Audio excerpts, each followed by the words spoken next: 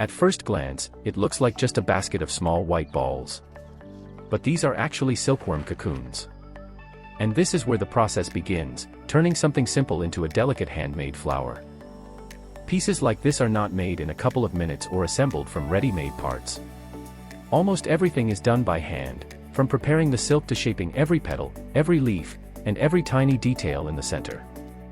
First, the cocoons are placed into hot water. This softens the natural silk thread inside.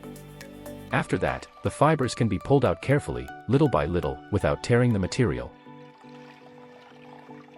From one tiny cocoon, an extremely thin layer of natural silk begins to appear.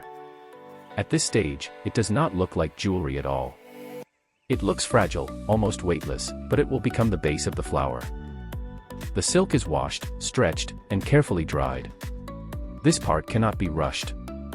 One sudden movement, one careless pull, and the delicate fiber can tear, forcing the whole process to start over. After preparing the material, she moves on to the shape. First, she draws the future petals by hand. No machines, no factory-made templates, no shortcuts. Just paper, scissors, and a precise hand. Even at this stage, it is hard to imagine that these simple pieces will become a finished ornament.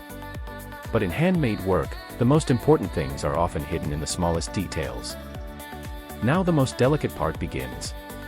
The silk is stretched over a thin base, the edges are wrapped with thread, and little by little, the white piece starts to look like a real flower petal.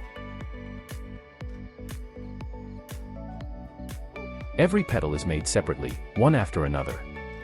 No two pieces are exactly the same, because this is not a factory. And that is the real value of handmade work, every detail carries the artist's touch. Then the center of the flower appears. Tiny stamens are placed one by one, each exactly where it belongs. These small details may look simple, but they make the ornament feel alive, soft, and three-dimensional. After the flower, the artist moves on to the leaves. First, a thin frame is created, then it is carefully shaped, and only after that does the coloring begin. Even the leaves are built slowly. She does not simply paint the leaves green. She makes the edges lighter, the veins deeper, and adds soft color transitions. This makes the leaf look alive, not flat, more like nature than fabric. The closer it gets to the final result, the easier it is to understand why work like this cannot be cheap. It is not only about silk or materials. It is about time, patience, experience, and the hands creating it.